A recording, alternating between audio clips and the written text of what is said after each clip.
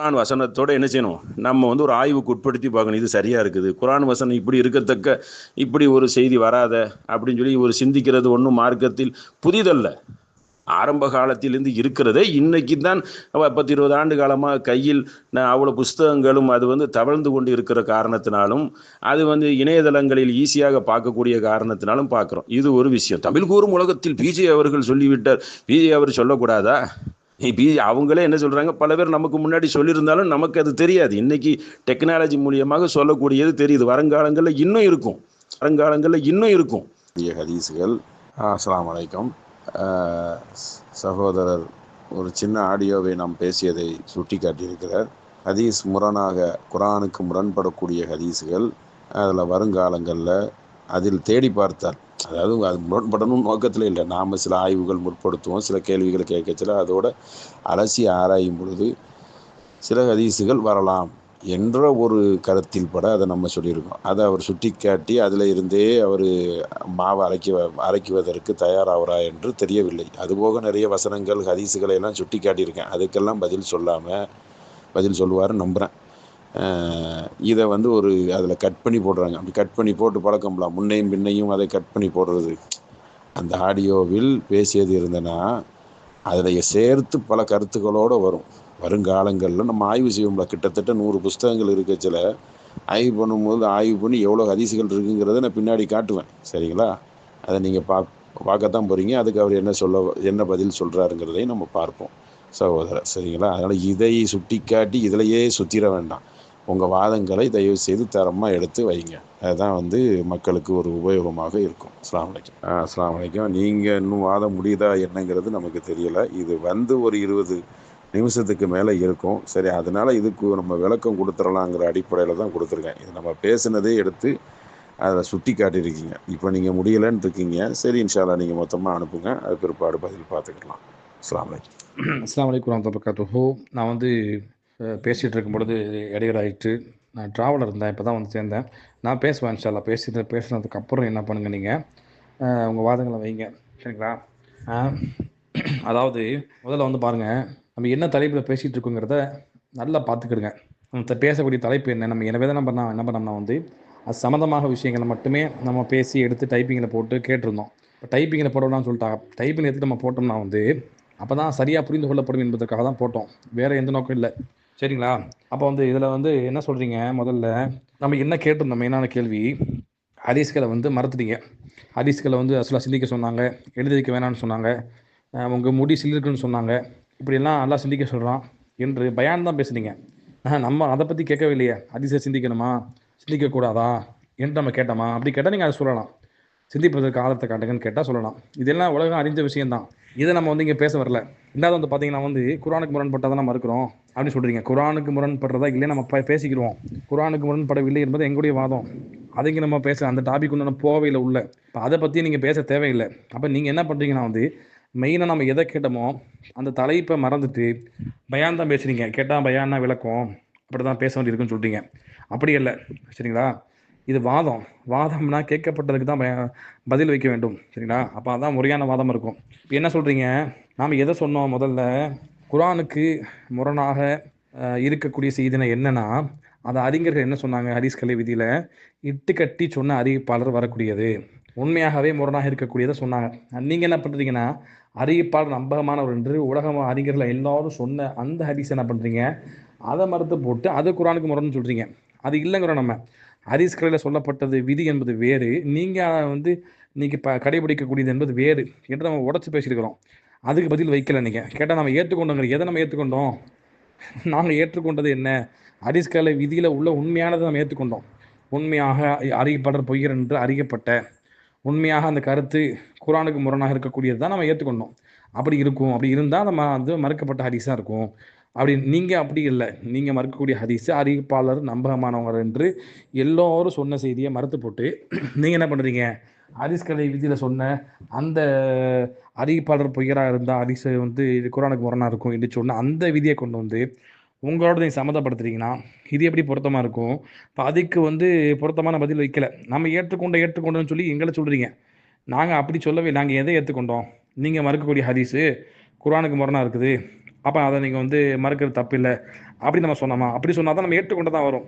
நான் எதை சொல்கிறேன், எதை ஏற்றுக்கொண்டு ஹதீஸ்களை விதில் என்ன உள்ளது என்று தெளிவாக நம்ம வந்து மேலுள்ள ஆடைகளை பேசியிருந்தாலும் அதை புரிந்து கொள்ளாமல் சொன்னதே சொல்லிட்டு இருக்கிறீங்க.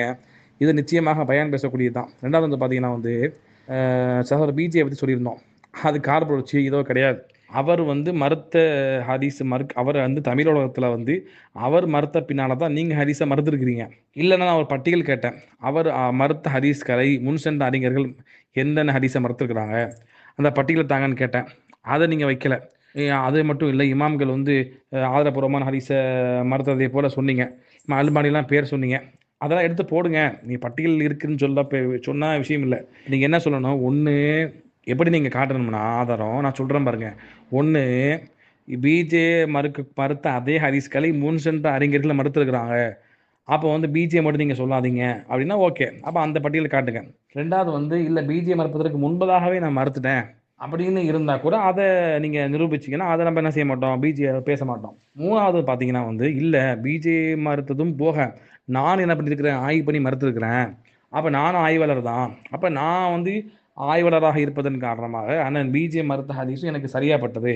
எனவே நான் என்ன பண்ணேன், அதையும் சேர்த்து மறுத்தேன்னு சொல்லி சொன்னால் கூட ஓரளவுக்கு நான் என்ன செய்யலாம். இப்போ உங்கள்கிட்ட ஒரு ஆய்வு இருக்குது, அப்போ பிஜே வந்து சம்மந்தப்படுத்தி பேச தேவையில்லை, நம்ம ஒதுக்கிடலாம். அப்போ எதுவுமே நீங்கள் காட்டாமல் அவரை பேசுகிறோம்னா வந்து எப்படி நம்ம பேசாமல் இருப்போம் சொல்லுங்கள் பார்க்கலாம். இன்னும் சொல்ல போனால் வந்து எந்த இமாம்கள் ஆதாரப்பூர்வமான ஹதீஸ் என்று அறிவிப்பால் சரியாக இருந்து அது வந்து அறியப்பா சரியாக இருந்தாலும் அந்த செய்தி வந்து குர்ஆனுக்கு முரணாக இருக்குது என்று சொல்லி எந்த ஹதீஸை எந்த அறிஞர்கள் மறுத்திருக்கிறாங்க என்று எனக்கு காட்டுங்க. ஒரு செய்தியை காட்டணும். அதாவது நீங்கள் காட்டுறது எப்படி இருக்கணும், அறிவிப்பாடு சரியாக இருந்த செய்தியாக இருக்கணும். அதே போல் அந்த செய்தி குர்ஆனுக்கு முரணாக உள்ளது என்று சொல்லி அறிஞர்கள் மறுத்திருக்கணும். அப்படியான பட்டியலை போடுங்க. சும்மா போடாமல் என்ன செய்யாதீங்க, நீங்கள் பேசாதீங்க தயவு செய்து. பட்டியலை போடாமல் நீங்கள் வந்து மார்க்கத்தை விளங்கக்கூடாதா, ஹதீஸை விளங்கக்கூடாதா, அதோட ஹதீஸ் எழுதி வைக்க சொல்லலையா, இது நம்ம கேட்டோம். இது கேள்வியா? இங்கே நம்ம கேள்வி என்னங்கிறத புரிஞ்சு கொடுங்க முதல்ல, சரிங்களா? அஸ்ஸலாமு அலைக்கும். நீங்கள் வந்து நம்ம இவ்வளோ ஆடியோ பேசி அதில் வந்து ஒரு பதிலும் சொல்லவில்லை, கேள்வி தான் கேட்டு போகிறீங்க. உங்கள் கடமைக்கு இந்த கேள்வியை கேட்போம்ல, அதை வச்சிங்களா இதை வச்சிங்களான்னு. நம்ம வாசித்த ஹதீஸுக்கே சிந்தித்து எதுக்குறீங்க என்ற நபிமொழியை கூட தூக்கி ஓரம் கட்டிட்டு போயிட்டீங்க. அதெல்லாம் எங்களுக்கு தெரியும், அதெல்லாம் தேவையில்லை அப்படின்ட்டீங்க. பயான் பண்ணிட்டு இருக்காதீங்க அப்படிங்கிறீங்க. நான் மறுபடியும் நீங்கள் பேசுகிறது தான் ரைட், ஓகே. அப்போ நீங்கள் பேசி மொத்தமாக வைங்க. ஏன்னா எனக்கு அது வந்து தெரியல. ஏன்னா ஒரு இந்த ஆடியோடு நீங்கள் நிறுத்திடுவீங்களா என்னன்னு தெரில. நீங்கள் அதனால அடுத்த ஆடியோ வருதுன்னு சொல்லிட்டு பேசிடுங்க. ஏன்னா நாளைக்கு சில வேலைப்பளு இருக்கிறதுனால சில சமயம் தாமதிச்சிருவோம். ஆனால் நீங்கள் வாதங்கள் வைக்க சில வந்து பயானத்து அதான் அது எப்படியாவது வகையில் ஒரு கிண்டல் பண்ணுற மாதிரி வாதன்னாலே பயான் வந்து ஒரு முழங்கிறது வரதான் செய்யும். வேற என்ன இங்கே அம்புலி மாமா கதையாக பேசிக்கிட்டு இருக்கிறோம். வாதங்கள் வைக்கச்சில ஒரு முழக்கங்கள் வரதான் செய்யும். வேறு எப்படி பேசணுங்கிறது நீங்கள் எப்படி கிளாஸ் எடுத்திருக்கீங்கன்னு நமக்கு தெரியலை. அது ஒன்று. ரெண்டாவது, இப்போ நீங்கள் கேட்ட அந்த அறிஞர் பெருமக்கள் மறுத்தாங்களா, அதை நான் பட்டியல் தரேன்னு அதில் சொல்லியிருக்கிறேன். தருவேன் இன்ஷா அல்லாஹ். நாளைக்கு அதோடைய பட்டியலை வருஷம் போல் அடுக்குவேன். அது ஒரு செய்தி. ஆமாம், அதை கேட்டிருக்கீங்க. தரும் நம்ம வைத்த குர்ஆன் வசனங்களுக்கும் ஹதீஸுக்கும் இது இப்படி சொல்லுதுன்னு சொல்லி விளக்கம் கொடுங்க தயவு செய்து. அதுபோக அகமதில் வந்தக்கூடிய ஹதீஸு நபி ஸல்லல்லாஹு அலைஹி வஸல்லம் சொல்லக்கூடியது, நீங்கள் முரணாக இருந்தால் அது வெறுக்கக்கூடிய செய்திக்கு நானும் தூரமானவன் சொல்கிறாங்களே, அதுக்கு உங்களால் எந்த ஒரு பதிலும் சொல்ல முடியல. அப்போ அம்மா அப்படி வெறுக்கக்கூடிய செய்தி இருந்தால் தூக்கி வச்சிட வேண்டியது தான். அதான் அதோடைய வாதம். அதுக்கெல்லாம் பதில் சொல்லுங்கள் தயவுசெய்து. உங்கள் கருத்தையே பேசிகிட்டு இருக்காதீங்க, பேசின வாதத்துக்கு பதில் பேசுங்க. நான் எப்படி உங்களுடைய கருத்துக்கு பதில் அளிக்கிறேனோ அதே மாதிரி அழிங்க, சிறப்பாக இருக்கும். அதான் செய்தி. அஸ்ஸலாமு அலைக்கும். அஸ்ஸலாமு அலைக்கும் வரஹ்மத்துல்லாஹ். விவாத ஒழுக்கத்தை தயவு செஞ்சு கடைபிடிங்க. அவர் தரப்பில் வந்து அவர் வாதம் வச்சு முடிக்கவே இல்லை. கிட்டத்தட்ட நீங்கள் 3 தடவை குறுக்கீடு செஞ்சுருக்கிறீங்க. இது விவாத ஒழுக்கமே கிடையாது. அதனால் தயவு செஞ்சு சரிங்களா, உணர்ச்சி வசப்படாதீங்க, பதட்டப்படாதீங்க. அவர் வாதம் வச்சு முடிச்சதுக்கப்புறம் என்ன செய்யுங்க, உங்களுடைய கருத்தை உங்களுடைய வாதங்களை எடுத்து வைங்க. இது குறுக்கீடு செய்யாதீங்க. இப்படி செய்கிறது வந்து விவாத ஒழுங்கு கிடையாது, ஒழுக்கம் கிடையாது அப்படின்றத நான் சொல்லிக்கிறேன். அதுபோக ஹதீஸை மருத்துவம் என்று சொல்கிறீங்களா, மருத்துவம் என்றால் அந்த மறுத்த ஹதீஸையும் சொல்லிடுங்க. இந்த ஹதீஸை மறுக்கிறீங்க, நீங்கள் தானே ஒருத்தரை பற்றி பேச மாட்டேன்னு சொல்லிட்டு மறுபடியும் உள்ள போறீங்கன்னா ஒப்பந்தத்தை மீறுறீங்க. ஒன்று, இண்டிவிஜுவலாக பேசணும். ஒருத்தர் அதை நீங்கள் சொல்லக்கூடாது. தமிழகத்தில் ஃபஸ்ட்டு சொன்னாங்க, நெக்ஸ்ட்டு சொன்னாங்கன்னு. நீங்கள் உங்கள் கருத்தை மட்டும்தான் சொல்லணும். அப்படி சொன்னான்னு சொல்கிறீங்களா அவர். அப்போ சகோதரர் பிஜே அவர்கள் மறுத்த ஹதீஸ் இருந்தால் அதை சொல்லுங்கள். அதுக்கு பதில் அளிக்கிறோம். இல்லை நீங்கள் அந்த மறுத்த ஹதீஸ் பொதுவாக இருந்தால் நிறைய அறிஞர் பெருமக்களும் மறுத்திருக்காங்க, அதை நான் காட்டுறேன்னு வேற உங்களுக்கு சொல்லியிருக்கிறேன். கண்டிப்பாக அந்த பட்டியலை வருஷம் போல் காட்டுவேன். இப்போ நீங்கள் வந்து சொல்ல வேண்டியது விஷயம் என்னவென்றால், மறுத்த ஹதீஸுங்கிறீங்களா? மறுத்த ஹதீஸை சொல்லுங்கள். அதுதானே ஒப்பந்தம், அதை மட்டும் சொல்லுங்கள். வேறு நபர்களை உள்ளே புகுக்க வேண்டாம். ஆமாம், அதுதான் உங்களுக்கு நிலைப்பாடே அதுதானே. அதை எதுக்கு பேசுகிறீங்க? கருத்தை மட்டும் சொல்லுங்கள். இந்த ஹதீஸை மறுத்திருக்கீங்க, எந்த அடிப்படையில் மறுத்திருக்கீங்க அப்படி சொல்லுங்கள். மேட்ரு ஓவர் ஆகிடும், முடிஞ்சு போச்சு. ரெண்டாவது வந்து பார்த்தீங்கன்னா, நம்ம இந்த மேலே தலைப்பு போட்டிருக்கோம், அந்த தலைப்பை வச்சு தான் பேசுகிறோம். அதாவது அறிஞர்கள் மறுத்த நிலைப்பாடு என்பது வேறு, நீங்கள் மறுக்கக்கூடிய நிலைப்பாடு என்பது வேறு. அறிஞர்கள் உண்மையாக அறிவிப்பாளர் பொய்யர் என்று சொன்ன அந்த ஹதீஸை மறுத்துருக்கிறாங்க. நீங்கள் மறுக்கக்கூடியது அப்படி அல்ல. எவ்வளோ காலமாக அறிவிப்பாளர் சரி என்று வந்த செய்தியை, இவ்வளவு காலமாக அதே போல் வந்து இந்த கருத்துக்களும் சரி என்று இமாம்கள் சொல்லி வந்த செய்தி, இவ்வளோ உம்மத்தில் வந்து இவ்வளோ காலமாக ஹதீஸை இருந்ததை நீங்கள் என்ன பண்ணியிருக்கிறீங்க? திடீர்னு ஹதீஸ் இல்லைன்னு சொல்லி மறுக்கிறீங்க. சரிங்களா? அப்போ அப்படிப்பட்ட செய்தியை மறுக்கக்கூடிய நீங்களும் இமாம்களும் ஒன்றல்ல என்பதை புரிந்து கொள்ளுங்க. அடுத்து வந்து பார்த்தீங்கன்னா, எனவே என்ன செய்யாதீங்க, நீங்கள் வந்து சொன்னதே சொல்லிட்டு இருக்காதீங்க. நம்ம எந்த மெயினாக வாதம் வச்சோமோ, நீங்கள் எப்படி வாதம் வைக்க வேண்டும் என்று நம்ம சொல்லியிருக்கிறோம், அதையே பார்த்து என்ன பண்ணுங்க, அந்த வாதங்களை வைங்க. அடுத்து வந்து பார்த்தீங்கன்னா, இப்போ நீங்கள் என்ன சொல்கிறீங்க, இப்போ தான் வந்து ஹதீஸ் கிதாபுக்கு நிறையா கிடச்சிருக்கு, எனவே நான் என்ன பண்ணுறோம், அந்த ஹதீஸை வந்து ஆய்வு செஞ்சு மறுக்கிறோம் அப்படிங்கிறீங்க.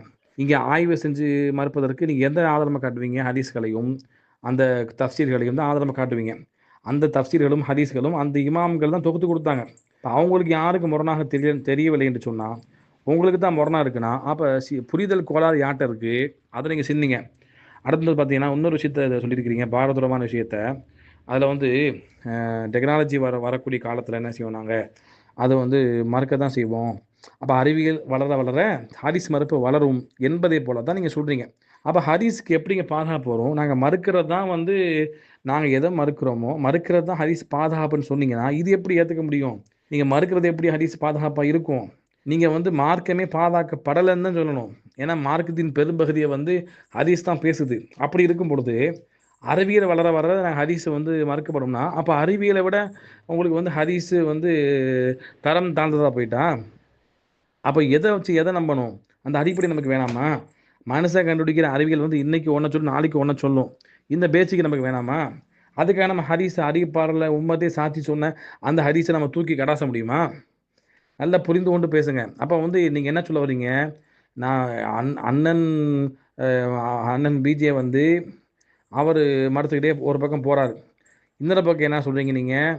அப்படி நாங்கள் குர்ஆனுக்கு முரண்படுறத நாங்களாக சிந்திச்சு என்ன பண்ணுவோம், இப்படியும் மறுப்போம். அப்போ அதுலேயும் ஹதீஸுக்கு பாதுகாப்பு தன்மை இல்லாமல் போச்சு.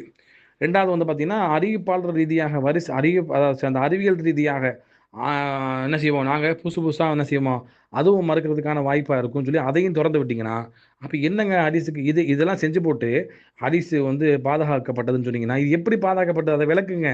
இப்போ இவ்வளோ வருஷம் 1000 வருஷம் 1400 வருஷமாக ஹதீஸாக இருந்தது திடீரென்று ஹதீஸா இல்லாமல் போச்சுன்னா, இது ஹதீஸு பாதுகாப்பா இல்லை ஹதீஸ் வந்து பாதுகாக்கப்படவில்லை என்பதை சொல்லுதான். எப்படி நீங்கள் இதை வந்து ஹதீஸு பாதுகாக்கப்பட்டதுன்னு சொல்கிறீங்க? அதனால் வந்து அல்லாஹ் வந்து இவ்வளோ வருஷமா ஏன் பாதுகாக்காம விட்டான்? அப்போ அறிவியல் வந்து தான் மார்க்கத்தை வந்து பாதுகாக்குமா? என்னங்க இப்படிப்பட்ட ஒரு அடிப்படையற்ற வார்த்தை வைக்கிறீங்க? சிந்திக்கக்கூடிய மக்கள் வந்து எவ்வளோ பேர் இருக்கிறாங்க, பார்ப்பாங்க, பார்த்து பேசுங்க. எந்த அடிப்படையில் வந்து நீங்கள் வந்து மார்க்கம் பாதுகாக்கப்பட்டுன்னு சொல்கிறீங்க? அது எனக்கு விளக்குங்க. அதை தான் நான் கேட்டுட்ருக்கிறேன். அல்லாஹ் வந்து இவ்வளோ 1000 வருஷமாக மார்க்கத்தை பாதுகாக்காமல் இருந்துட்டான் அப்படிங்கிற மாதிரி தான் வருதுங்க. எங்க ஹதீஸா இருந்தது ஹதீஸா இல்லாமல் போய்கிட்டே இருக்குன்னா, ஹதீஸா நம்பப்பட்டு வந்தது ஹதீஸா இல்லாமல் போயிட்டே இருக்குன்னா, எப்படி மார்க்கத்துக்கு பாதுகாப்பு இருக்குன்னு நீங்கள் சொல்கிறீங்க? நாங்கள் என்ன சொல்கிறோம்னா வந்து, அறிவிப்பாளர் பொய்யரா இல்லை என்று அந்த வரலாறு ஆய்வு செய்யப்படுற வரைக்கும் தான் ஹதீஸ்கள் வந்து நிப்பாட்டி வைக்கப்பட்டிருந்தது. அதுக்கு பின்னால் வந்து பார்த்தீங்கன்னா, அறிவிப்பாளர் தரம் பிரித்து அவ்வளோ முயற்சி பண்ணி இமாம்கள் வந்து தொகுத்து 1000 வருஷத்துக்கு முன்னாடி என்ன பண்ணிட்டாங்க, அது எல்லாம் தொகுக்கப்பட்டு ஹதீஸ்கள் ஃபில்டர் பண்ணி பாதுகாக்கப்பட்டு விட்டது. மார்க்கம் பாதுகாக்கப்பட்டது என்று நாங்கள் சொல்கிறோம். நீங்கள் என்ன பண்ணுறீங்க? இப்போ புதுசாக வந்துக்கிட்டு இப்போ தேவையில்லாமல் வந்து ஹதீஸ் பாதுகாக்கப்படலை அப்படிங்கிற மாதிரி கொண்டு வந்து போட்டு கடைசியில் பார்த்தா அது ஹதீஸ் பாதுகாப்புங்கிறீங்கன்னா, எப்படி பாதுகாக்கப்படுகிறது? அதை விளக்குங்க. அறிவியல் வந்து தான் மார்க்கத்தை பாதுகாக்கணும்னா, அப்போ அல்லாஹ் ஏன் வந்து மார்க்கத்தை வந்து அதுக்கு முந்தி பாதுகாக்காம போயிட்டானா அல்லாஹ்? அப்போ இவ்வளோ உம்மத்தை வந்து தவறில் இருந்துட்டாங்களா? அசலாக சத்தியத்தில் ஒரு கூட்டம் இருக்குன்னு சொன்னாங்களே, அதுக்கான பதில் என்ன? இதெல்லாம் எதையுமே பேசாமல் சம்மந்தம் இல்லாமல் நீங்கள் என்ன பண்ணீங்கன்னா வந்து சொன்னதே சொல்லிட்டு இருக்கிறீங்க. நான் வந்து இது எப்படி பொருத்தமாக இருக்கும்? நம்ம ஹதீஸை சிந்திக்கலாமா? ஹதீஸ் வந்து ரசூல்லா எழுதி வைக்க சொன்னாங்களா சொல்லலையா, இது நான் பேசவே இல்லையே. நாங்கள் அது டாபிக் இல்லையே. இங்கே நீங்கள் மறுக்கக்கூடியது இமாம்கள் மறுத்ததை போல அல்ல என்று நிரூபிச்சிட்டோம். நீங்கள் மறுக்கக்கூடிய புதுசாக மறுக்கிறீங்க, ஆனால் பீச்சை தக்லீத் பண்ணி மறுக்கிறீங்க. அதை உடைக்க உங்களுக்கு முடியல. இப்போ வந்து நான் சொல்கிறேன், நீங்கள் மறுக்கக்கூடிய ஹதீஸ் வந்து இப்போ புதுசாக மறுத்தீங்கன்னா, இன்னும் அறிவியல் வந்தால் ஹதீஸ் மறுக்கப்படுவதற்கு வாய்ப்பு இருக்குன்னு திறந்து விட்டீங்கன்னா மார்க்கத்துக்கு பாதுகாப்பு இல்லாமல் போச்சுன்னு நாங்கள் சொல்கிறோம். அதுக்கு பதில் வைக்க முடியல. சம்மந்தமில்ல என்ன பண்ணுறீங்க, சொன்னதே சொல்லிட்டு இருக்கிறீங்க. அப்படி சொல்லிட்டே இருந்தீங்கன்னு வச்சுங்களேன், நம்ம என்ன செய்வோம், இந்த ஆடியை திரும்பி தூக்கி போடுவோம். இந்த 2 ஆடியும் திரும்பி நான் தூக்கி தான் போட வேண்டியிருக்கும். வேறு வழியே இல்லை. திரும்ப திரும்ப நம்ம பச்சை பள்ளிக்கு சொல்லிட்டு இருக்க முடியாது. அஸ்ஸலாமு அலைக்கும். இமாம் முகமது அவர்கள் வந்து புகாரி மௌலவி வாதங்களை வைக்கங்காட்டி கொஞ்சம் பொறுமையாக இருங்கோ. என்கிட்ட விவாத ஒழுங்குலேருந்து கொஞ்சம் மீற மாதிரி இது எட்மினா போட்டிக்கிற வகையில் வந்து இதை கொஞ்சம் சுட்டி காட்டுறேன். புகாரி மௌலவி வாதங்களை வச்சது பிறகு உங்களோட 20 நிமிஷம் இருந்தானே, அதில் வந்து உங்களோட கருத்துக்களை நீங்கள் ஆணித்தரமாக வைங்க இன்ஷா அல்லாஹ். அஸ்ஸலாமு அலைக்கும். அதாவது அட்மின்கள் கவனத்துக்கு, நீங்கள் என்ன பண்ணுங்க, நான் வந்து நம்ம என்ன வாதத்தை வைக்கிறோம் அப்படிங்கிறத அவருக்கு தனிப்பட்டு சுட்டி காமிங்க. ஏன்னா அவர் வந்து என்ன பண்ணுறாரு, சொன்னதே சொல்லிட்டு இருக்கிறாரு. நம்ம இங்கே எந்த தலைப்பில் பேசிகிட்டு இருக்கிறோம், நான் குரான் ஹதீஸை சிந்திச்சு மறுக்கக்கூடாதா, அல்லாஹ் சிந்திக்க சொல்லியிருக்கிறான் அப்படின்னு சொல்லி சிந்திக்கிறன்ற பேரில் அது வந்து என்ன பண்ணுறாங்க, அந்த ஆதாரங்களை வைத்து சம்மந்தமெல்லாம் வாதம் பண்ணிட்டு இருக்கிறாங்க. நம்ம கேட்டதே என்ன, ஹதீஸை வந்து மறுக்கப்பட்டால் அதற்கான ஹதீஸுக்கான பாதுகாப்பு தன்மை என்ன, மார்க்கத்தின் பாதுகாப்பு நிலைப்பாடு என்னன்னு கேட்குறோம். இமாம்கள் வந்து ஹதீஸை மறுத்தாங்கன்னு சொல்கிறாரே, அது வந்து இட்டுக்கிட்டப்பட்ட ஹதீஸை மறுத்துக்கிறாங்க. அது ஹதீஸை அது மறுத்து தான் ஆகணும். அது மறுத்தா தான் வந்து அது மறுக்கிறது வந்து யதார்த்தம்.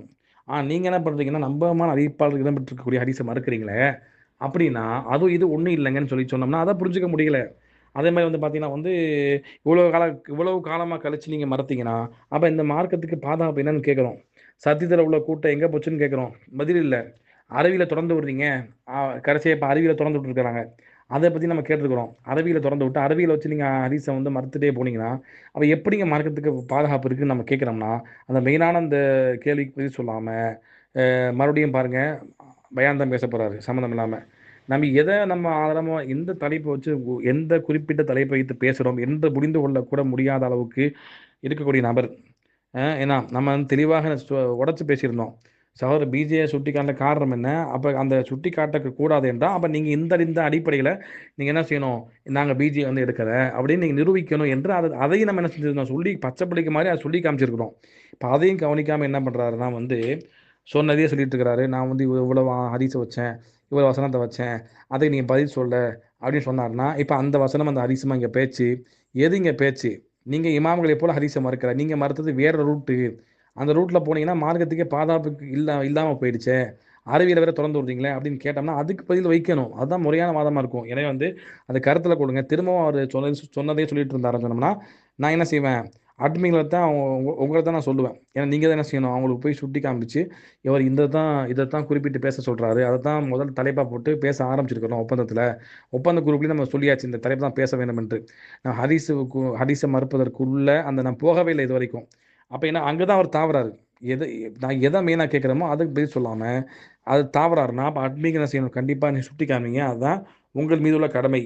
அஸ்ஸலாமு அலைக்கும். அன்புக்குரிய சகோதரர்களே, அதாவது அவர் ஒரு 30 செகண்டுக்கு உண்டான கிளிப்ஸ் போட்ட உடனே அதற்கு மறு ஆடியோ வரலை. சரி, அதற்கு ஒரு பதில் சொல்ல வேண்டிய சூழ்நிலை வந்ததுனால வந்தது. அதுக்கப்புறம் அவர் நான் பேசிக்கிட்டு இருக்கேன்னு சொன்னது நம்ம ஓகே பண்ணிட்டோம். இன்ஷா அல்லாஹ் அவர் பேசிய பிறகு நான் என்னுடைய வாதத்தை இன்ஷா அல்லாஹ் நாளைக்கு நான் வைக்கிறேன். சரிங்களா? அதான் சரி. அஸ்ஸலாமு அலைக்கும். அதாவது தயவு செய்து நீங்கள் முதலில் புரிந்து கொண்டு பேசக்கூடிய நபராக இருங்க. ஏன்னா எதை பேசினாலும் அதை எப்படியாவது கீழே நம்ம அந்த கருத்தை உடைச்சி ஒரு கருத்தும் இல்லாமலேயே நீங்கள் விலகி போயிடுறீங்க. எல்லா கருத்தையும் வைத்து தான் நம்ம பேச முடியும். குர்ஆன் ஹதீஸை சுட்டி காட்டி தான் முதல் உரையை நம்ம நிகழ்த்தி கொண்டு வந்திருக்கோம். ஒரு 3-4 வாலியும் வந்திருக்கிறது. இப்போ நீங்கள் கடைசியை எங்கே வந்து நிற்கிறீங்கன்னா, ஹதீஸை மறுக்கவே மாட்டோம், அதுக்கப்புறம் மறுக்கிறோம் என்று ஒரு கருத்து. அதுக்கப்புறம் இட்டுக்கட்டப்பட்ட ஹதீஸை மறுக்குவோம், மற்ற எல்லாத்தையும் ஏற்றுக்கிறோம். நான் இட்டுக்கட்டப்படாத ஹதீஸையே மறுத்த ஹதீஸை நான் தான் சுட்டி காட்டுவேன்னு சொல்லி அதில் சொல்லியிருக்கிறேன் உரையில். இதுக்கப்புறம் வரக்கூடியதில் இன்ஷா அல்லாஹ் உங்களுக்கு அதோடைய பட்டியலை நம்ம சொல்லுவோம். இந்த ஹதீஸை இந்தந்த நபர் இந்தந்த இமாம்கள் நிராகரிச்சிருக்காங்க அப்படிங்கிறத நம்ம எடுத்து உங்களுக்கு உரைப்போம். அதில் எந்த மாற்றமும் இல்லை. அதுக்கு முன்னாடி ஹதீஸை விளங்கிக்கக்கூடிய ஒரு தன்மையை சொல்லியிருக்கேன் அகமது ஹதீஸில் இருந்து. அதுக்கு எந்த ஒரு பதிலும் நீங்கள் சொல்லலை. ஹதீஸை பற்றி அதோடைய அறிவுத்தன்மை என்ன, எப்படி புரிந்து கொள்ள முடியும்? நபி ஸல்லல்லாஹு அலைஹி வஸல்லம் வந்து தவறான ஹதீஸுக்கு தவறான செய்தியை நான் சொல்லியிருந்தால் அது கடுமையான வழிகேடு. நான் தூரத்தில் போய் எந்த அளவுக்கு தூரமோ, நீங்கள் எந்த அளவுக்கு தூரமோ அதை விட நான் தூரமாக இருக்கிறேங்கிறாங்க. இது வந்து ஒரு ஹதீஸை பாதுகாக்குவதற்கு அளவுகோல் இல்லையா? இவ்வளோ நாள் பாதுகாப்பு இல்லாமல் கேட்பாரற்று கிடந்துக்கிட்டு இருக்குதா? என்னதான் சொல்ல வர்றீங்க? மார்க்கம் பாதுகாக்கலாமா? அப்படி துடிக்கிறீங்கள ஆவேசத்தில். எங்கே என்ன மார்க்கம் பாதுகாப்பாக தானே இருக்குது. எந்த அளவுக்கு என்ன பாதுகாப்பு இல்லாமல் என்ன கிடக்கிறது அதை சுட்டி காட்டுருங்க. இதுக்கு பாதுகாப்பு இல்லை, அதுக்கு பாதுகாப்பு இல்லைன்னு சுட்டி காட்டுங்க. நான் உங்களுக்கு நீங்கள் சொன்னதை இப்போ நான் எடுத்து உரைப்பேன்னு சொல்லியிருக்கிறேன். இரவானதுனால என் செலவு நாளை முதல் உங்களுக்கு அந்த பட்டியலை காட்டுறேன். மறுத்த அறிஞர் பெருமக்களுடைய இதை காட்டுறேன். அதுக்கு நீங்கள் ஒரு பெல்ட்டி தான் அடிக்க போகிறீங்க. பெல்ட்டி அடித்து சப்பை கட்டு தான் கட்டுவீங்க. சரிங்களா? அது கண்டிப்பாக அதை காட்டுறதுன்னு சொல்லியிருக்கிறேன் நான். அதுக்கு முன்னாடி ஹதீஸ் குரான் வசனங்களை சுட்டி காட்டக்கூடாதா? அதுதான் பேசிக்கு. அப்போ அதுக்கு நீங்கள் பதில் சொல்லலை. அதுபோக குரானை வந்து எழுதுங்க, ஹதீஸை எழுதாமல் இருங்கங்கிற அதுக்கு உங்களுடைய பதில் அதெல்லாம் எனக்கு அதெல்லாம் தேவை கிடையாது. எனக்கு ஒரே தேவை, நிராகரித்தாங்களா அதை காட்டிடுறேன், முடிஞ்சு போச்சு, அவ்வளோதான். சரிங்களா? அதனால் அது ஒன்று தான் உங்களுக்கு கடைசியாக இருக்குது. ஏன்னா மற்ற இதெல்லாம் உங்களுக்கு பதில் சொல்ல முடியலை. அதெல்லாம் நான் சொல்ல மாட்டேன். அதெல்லாம் எனக்கு தேவையில்லை. அது மார்க்கமே உங்களுக்கு மார்க்கமாக படலை போல இருக்குது. அதுதான் நான் நினைக்கிறேன். அதனால் இடையில் நாம் சொன்னது இடையில் கிராஸ் ஆனதை தவறாக எடுத்துட வேண்டாம். நீங்கள் பதில் வரலைங்கிறதுனால கிராஸ் ஆனோம். இன்ஷால்லா மேற்கொண்டு நாளை உங்களுக்கு அதுக்குண்டான தகுந்த பதிலே நீங்கள் கேட்டீங்கல்ல, மறுக்கக்கூடிய ஹதீஸை நீங்கள் கூட சொல்லலாமே. இந்தந்த ஹதீஸை நீங்கள் ஏன் மறுக்கிறீங்கன்னு ஒன்றுத்துக்குமே பதில் இல்லையேங்க. உங்களுடைய மன இச்சையை தான் நீங்கள் பேசிகிட்டே இருக்கிறீங்க கருத்தாகவே. அந்த குரான் வசனம் எதுக்குமே நான் பதில் சொல்ல மாட்டேன். என்னுடைய வாதம், என் மனசில் மன இச்சை என்ன இருக்குதோ அதை மட்டும்தான் நான் சொல்லுவேன். யார் நிராகரிச்சா இப்போ அதை சொன்னால் அதுக்கு ஒரு பெல்ட் அடிப்பீங்க. இப்போ அதை சொல்ல போகிறோம் இன்ஷால்லா. நீங்கள் கடைசியாக கேட்ட வாதத்துக்கு நம்ம பதிலை வைப்போம்.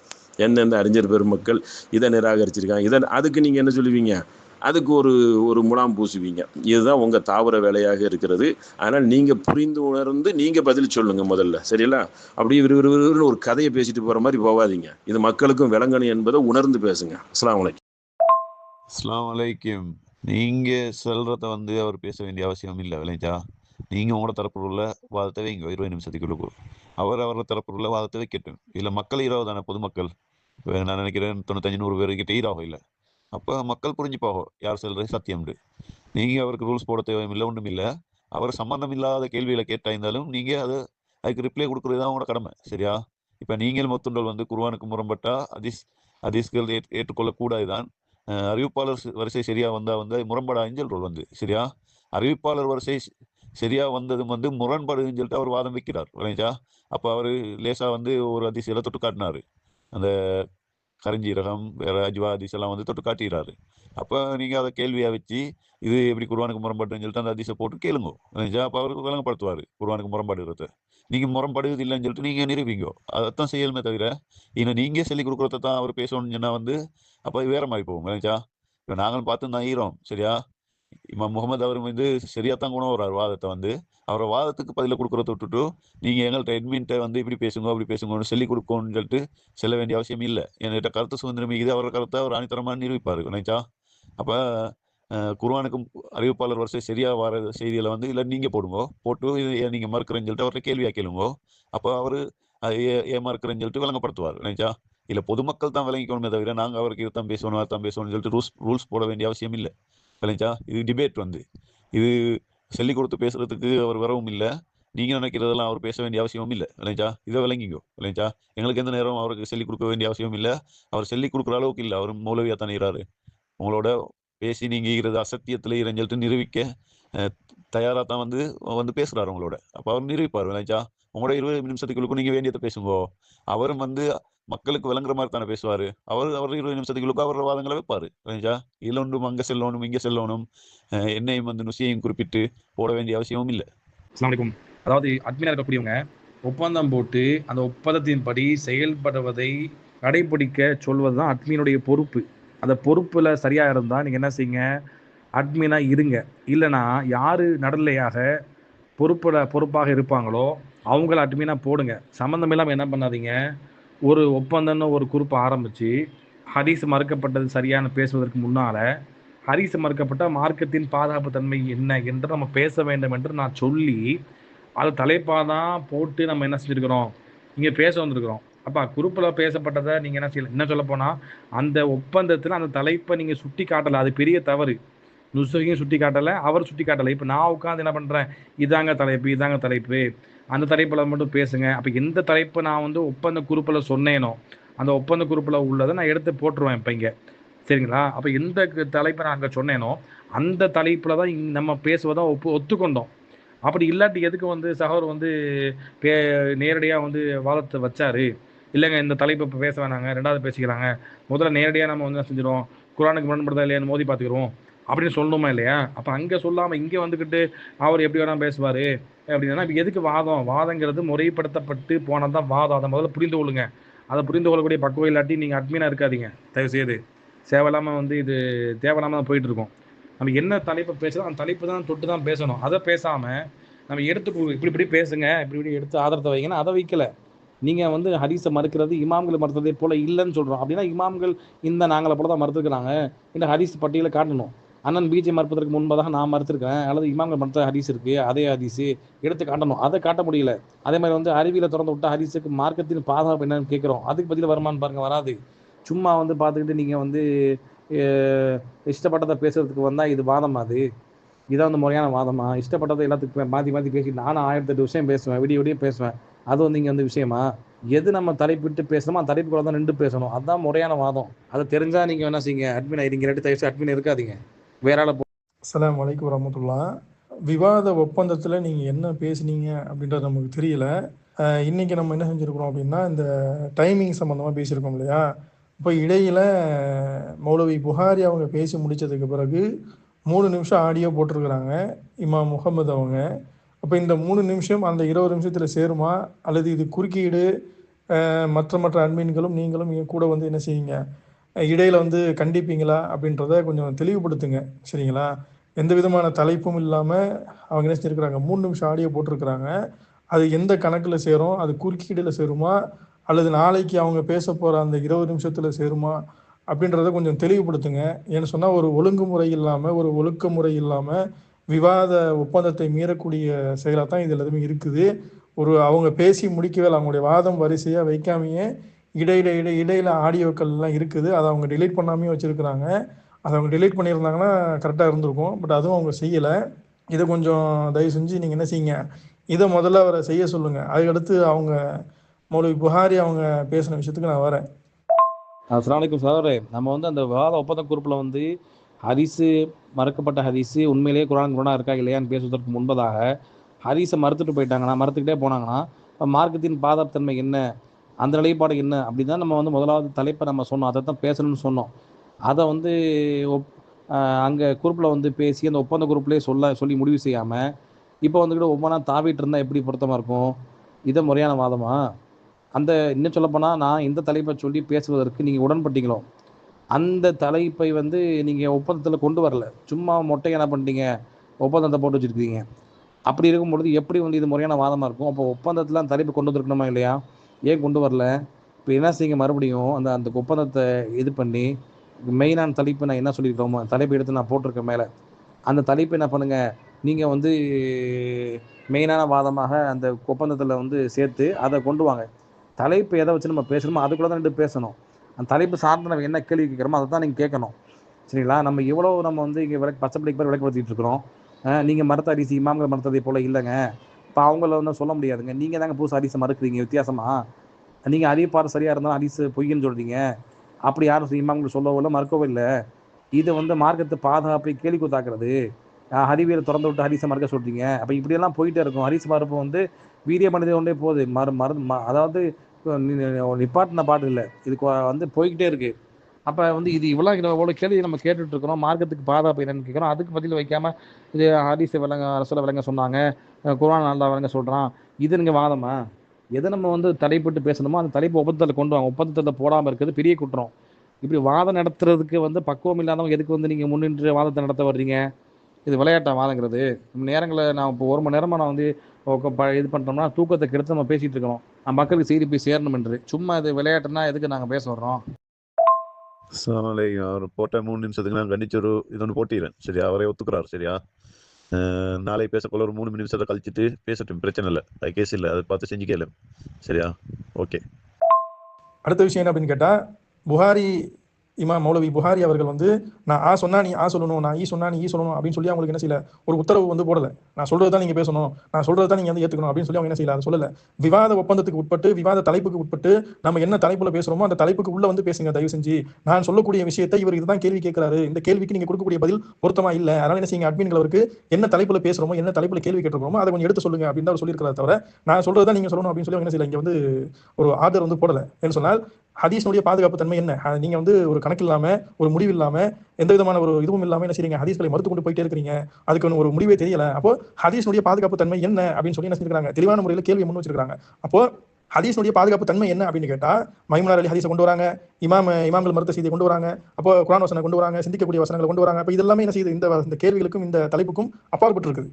இதனால இதுக்கு என்ன சம்பந்தம் இருக்காது, சம்பந்தப்படுத்த சொல்லுங்க. இந்த வசனம் வருது, இந்த வசனம் வந்தால் இந்த ஹதீஸுடைய பாதுகாப்புக்கு இது என்ன செய்யுது, இது உகந்ததா இருக்குது, அல்லது ஹதீஸ் பாதுகாக்கப்படல, அதனால இந்த ஆதாரம் என்ன செய்யுது, அதுக்கு உகந்ததா இருக்குது அப்படின்னு சொல்லி நிறுவலை. அவங்க நிறுவலை இது வரைக்கும் என்ன செய்யறாங்க, இந்த வசனத்தை பதிவு பண்ணி இந்த பாருங்க இந்த வசனத்தை வச்சு தான் என்ன செஞ்சாங்க, ஒரு கூட ஹதீஸை மறுத்துட்டு போச்சு அப்படின்னு சொல்லி பயான் பண்ணிட்டு இருக்காங்க.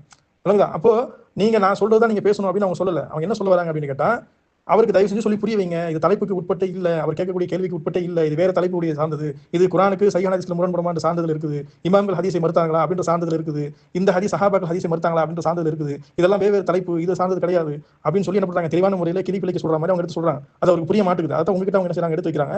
தயவு செஞ்சு கொஞ்சம் அதை புரிஞ்சுக்கோங்க. அதே போல மற்ற விதிமுறைகளை தயவு செஞ்சு அட்மின்கள் வந்து மீண்டும் போடுங்க, போட்டுட்டு ரெண்டு தரப்பையுமே கரெக்டான முறையில் ஃபாலோ பண்றதுக்கு ரெஸ்ட்ரிக்ஷன் கொஞ்சம் எக்ஸ்ட்ரா போடுங்க. அஸ்ஸலாமு அலைக்கும் அசீம் பாய். அதாவது வாத ஒப்பந்த என்ன பேசணும்னு சொன்னா வந்து மெயினாக தலைப்பு சூஸ் பண்ணதையும் சகோதர் பிஜே பற்றி நாங்கள் பேசுவதையும் நாங்கள் சொல்லியாச்சு. ரெண்டையும் நாங்கள் ஒப்பந்த குரூப்பில் என்ன பண்ணாங்க, ஒப்புக்கொண்டாங்க.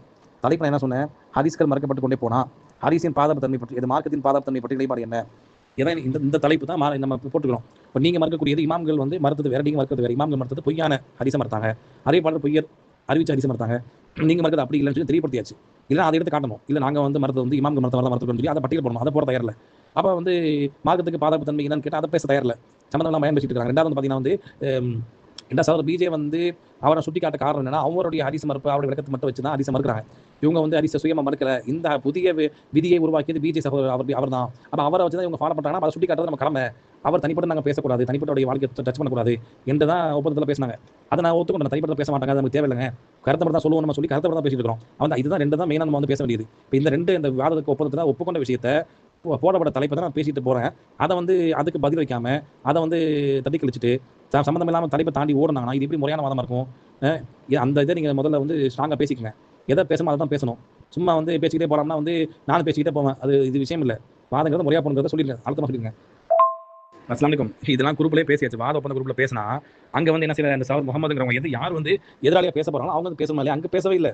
அங்கே பேசாமல் இருந்து போட்டு அமைதியாக இருந்துட்டு சும்மா பேர் நானும் அட்மின் தான் பேசிட்டு இருந்தோம். அது நானும் நுசுகி தான் பேசிட்டு இருந்தோம். இப்போ இதை வந்து பார்த்தீங்கன்னா வந்து மறுபடியும் இங்கே வந்து ஒப்பந்தம் போடுறீங்கன்னா இது நல்லா இருக்குது. ஏற்கனவே தலைப்பை பேசியாச்சு, தலைப்பை சுட்டி காமிச்சாச்சு, தலைப்புக்குள்ள இருந்து பேசணும்னு சொல்லியாச்சு. அப்போ தலைப்பில் உள்ள தான் நீங்கள் பேசணும், அதான் முறையானது. தலைப்பில் இப்போ எதை நம்ம வச்சுருக்கோமோ அந்த வாதத்தை உள்வாங்கி கொண்டு அந்த தலைப்புக்கு தோதுவாக எதை கேள்வி கேட்டுக்கிறோமோ அதை அவர் பதில் வைக்கட்டும். நம்ம கேள்வி கேட்டாச்சு, அப்போ வந்து அங்கே அவங்க பதில் வைக்கட்டும். சரிங்களா?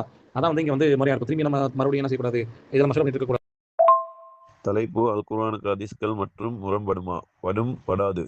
சூனியம் சம்பந்தமாகவும் தலைப்பை மீறி பேசக்கூடாது. இதான தலைப்போ?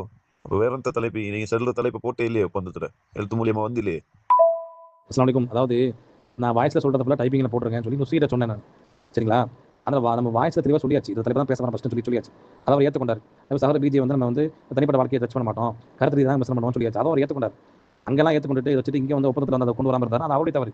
சரிங்களா? அதை வந்து நம்ம அந்த ஒப்பந்தத்தில் பேசப்பட்ட அடிப்படையில் நம்ம கொண்டு போனோம்னா அதை வந்து குத்த சொன்னீங்கன்னா அது உங்களுடைய தவறு. அங்கேயே பேசியிருக்கணும். இது ஒப்பந்தம் போட்டது வந்து முறையாக வந்து அதை கடைபிடிக்கல, யார் கடைபிடிக்காமல் இருக்காங்க அதை நீங்கள் வந்து பாருங்கள். சரிங்களா? அஸ்ஸலாமு அலைக்கும். நான் ஒப்பந்தம் போட்டதுக்கு ஈக்கும் இல்லை, ஒன்றும் இல்லை. ஒப்பந்தம் நுசி தான் போட்டேன். அப்போ நுசி போட்டுட்டு உங்களுக்கு எத்தனையோ டிப் வந்து இது அனுப்பிடுறார். அப்போ அதில் வந்து உங்களுக்கு ஆரம்ப தலைப்பை வந்து இதை பேசுவோன்னு சொல்லிட்டு உங்களுக்கு குறிப்பிடுச்சு, இது பிள்ளை நுசி, இதில் இந்த தலைப்பையும் சேர்த்துங்கன்னு சொல்லிட்டு உங்களுக்கு சுட்டி காட்டிச்சு. இல்லைச்சா? இப்போ ரெண்டாவது அமர்வுல வந்து முடிஞ்சதுக்கு பிறகு இதை வந்து பேசுறது ஒரு முறை இல்லை. இல்லைச்சா? அப்போ ஆரம்பத்திலேயே வந்து நீங்கள் செல்லணும். ஆரம்பத்தில் நேற்று பேசினதுக்கு பிறகு பதில் நான் போடுறேன் அப்படி இப்படின்னு சொல்லிட்டு போய்த்தோல். அப்போ ஆரம்பத்தில் நீங்கள் தலைப்பை மீறி பேசுகிறோன்னு சொல்லிட்டு சுட்டி காட்டிச்சு. அப்போ ஆரம்பத்திலேயே மாற்றிக்கிச்சு. இல்லைச்சா? நுசிக்கு ஆன்லைன் டைம் இல்லை, அடிச்சு பார்த்தேன் கோல் என்ன செய்தின்னு கேட்க. நுசி வந்ததுக்கு பிறகு கேட்கணும் இன்ஷா அல்லாஹ். அஸ்ஸலாமு அலைக்கும். அதாவது நீங்க என்ன பிரச்சனை அப்படின்னா வந்து, முதல்ல இந்த வாத ஒப்பந்த குரூப்ல யார் இருந்து அத இது பண்ணாரோ, அவர் தான் இந்த குரூப்ல என்ன செய்யணும் வந்து அட்மினா வந்து பேசணும். ஆனா நீங்க வந்து பேசுறீங்க. உங்களுக்கு எப்படி தெரியும்? அது அது முறையற்றதா போயிடும். அப்ப வந்து பார்த்தீங்கன்னா, நம்ம என்ன பேசியிருந்தோம், அப்ப அந்த அந்த இத வந்து டைப்பிங்ல தலைப்புல கொண்டு வரல. அத நான் கவனிக்கல. ஏன்னா நான் இத பத்தி மெயினா பேசிட்டு இருந்தேன். நான் வந்து பிஜேஎஸ் அவருடைய பேர பயன்படுத்துவோம். அவர் தனிப்பட்டத சொல்ல மாட்டோம். மார்க் அடிப்படையில அவர் சொன்னத வச்சு தான் இவங்க தக்லீத் பண்றாங்க. ஏன்னா மக்களுக்கு உடைச்சு காட்ட வேண்டிய கடமை இருக்கு. அதுக்காக நம்ம அத சொல்லுவோம்னு அத மட்டும் நம்ம பேசிட்டு இருந்தோம். அதனால நம்ம அந்த தலைப்ப பெருசா நான் கவனிக்கல. தலைப்ப கவனிக்கலன்னா, தலைப்பு சொன்னத அப்படி போடாம இருந்திருப்பாங்க. அப்படின்னு நம்ம என்ன செஞ்சோம், அத பெருசா கவனிக்கல. அப்ப வந்து அவர் தலைப்பு போடாம மொட்டைய போட்டுட்டு போயிட்டாரு அவரு. 2வது பார்த்தீங்கன்னா, எதிர் தரப்புல பேசக்கூடிய எந்த நபர் வந்து அந்த ஒப்பந்த குரூப்ல எதையுமே பேசவே இல்ல. ஒப்பந்தம் பேசினா, எதிர் தரப்புல பேசக்கூடிய நபரும் பேசணும், அட்மினும் பேசணும். அதனால அட்மின் நான் தான் பேசிட்டு இருந்தோம். அவர் பேசவே இல்ல. அப்படி இருக்கும்போது எப்படி வந்து இத வந்து முறையா கொண்டு போனோம். அதனால வந்து என்ன தலைப்பு நாங்க பேசணும், எத ஒப்புக்கொண்டாங்க. அப்ப அந்த குரூப்ல அவர் இருந்தார். எதிர் தரப்புல பேசக்கூடிய நபர் முகமது வந்து இருந்தார். அப்ப அவர் வந்து அத வந்து அமைதியா கடந்து போயிட்டாரு. அப்ப நம்ம என்ன நினைச்சோம்னா, சரி அது எல்லாத்தையும் சமைச்சிட்டார் போல. நம்ம அவரே நசுக்கி விட்டு பேச வந்து சொல்லிட்டார் போல. அப்ப முசுகி முடிவு எடுக்கிறது அவர் முடிவு எடுக்கிற மாரி என்று நம்ம கருதி கொண்டு தான் நம்ம என்ன செஞ்சோம், அதை நான் உறுதிப்படுத்தாம போயிட்டோம். இப்போ வந்து பாத்தீங்கன்னா வந்து தலைப்பவும் பார்க்காம அதே மாதிரி எதையும் கவனிக்காம பேசிட்டு இருந்தாங்கன்னா இது முறையான வாதம் இருக்காது. எனவே வந்து இதுதான் வாதங்கிறத புரிந்து கொண்டு தயவு செய்து பேசுங்க. ஏன்னா திரும்ப திரும்ப ஒப்பந்தத்தை வந்து திரும்பி பேசிட்டு இருக்க முடியாது. தலைப்பு இதுதான். இது நம்ம தலைப்பை போட்டாச்சு, இப்படிதான் பேசணும்னு சொல்லியாச்சு. அதை நம்ம வாத ஒப்பந்த குரூப்லேயே சொல்லியாச்சு, வாய்ஸ்ல சொல்லியாச்சு. அதை வந்து ஒப்பந்தத்தில் திருத்தம் பண்ணி நீங்க என்ன பண்ணிருங்க, கொண்டு வந்துருங்க. இப்போ நீங்க இப்போ பொறுப்பா இருந்தீங்கன்னா நீங்க அதை செஞ்சிருங்க. அவர் டைம் வரட்டே பரவாயில்ல. இப்ப நீங்க செஞ்சு இது அப்படியே தொடர்ந்து போகணும். இப்போ வந்து மேல நம்ம என்ன வாதம் வச்சோம் கடைசியா அதை என்ன செய்யணும், அந்த 2 ஆடியோக்களுக்கு என்ன செய்யணும், பதில் தரணும். அதை அப்படியே கண்டிப்பா பண்ண சொல்லுங்க. நம்மளே தொடர்ந்து நம்மளே பேசிட்டு இருந்தா இது நல்லா இருக்காது. இந்த குரூப்ல மக்கள் சங்கடப்படுவாங்க. அஸ்ஸலாமு அலைக்கும். அப்போ இப்படி செய்வோம் வந்து சரியா? 1வது தலைப்பை முடிச்சிட்டு குர்ஆனுக்கு முரண்படுமா மாட்டாதான்னு சொல்லிட்டு மறுபடியும் பேசுவோம் இன்ஷா அல்லாஹ். மேலே தலைப்புகளை போட்டிடுறேன் 3 தலைப்பையும் பேசத்தானே வேணும் கட்டாயம். ரைஜா சூனியமும் வந்து அது தனி டாப்பிக்காக பேசணும். என்கிட்ட சூனியம் சம்பந்தமாக குர்ஆன் வசனங்களும் பாரு, அது அந்த வசனத்தை எப்படி வழங்குறது, அது இதெல்லாம் வந்து தனி டாப்பிக்காக பேசினா தான் இன்ஷா அல்லாஹ் விளங்கும். ரைஜா குர்ஆனுக்கு முரண்பட்டதோடு தான் வெறும் இருந்தாலும் அது தனி சப்ஜெக்டாக எடுப்போம் இன்ஷா அல்லாஹ். குர்ஆனுக்கு முரண்படுற ஹதீஸ்கள் எல்லாம் பேசிட்டு கடைசியாக சூனியத்தை எடுத்தானே இல்லை இன்ஷா அல்லாஹ்.